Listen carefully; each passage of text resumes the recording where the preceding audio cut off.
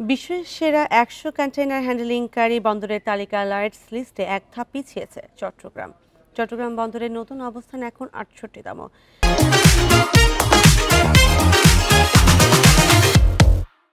২০২৪ সালে কন্টেইনার পরিবহন সহ বিভিন্ন সূচকের প্রেক্ষিতে এ তালিকা প্রকাশ করেছে লন্ডন ভিত্তিক শিপিং বিষয়ক সংবাদ মাধ্যম লয়েডস লিস্ট। শনিবার রাতে এ তালিকা তাদের ওয়েবসাইটে প্রকাশ করা হয়েছে।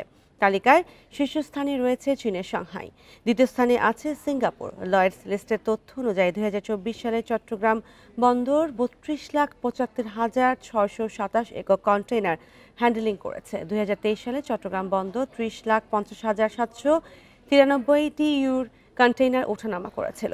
সেই হিসেবে কন্টেইনার পরিবহন ৭.৪% বেড়েছে।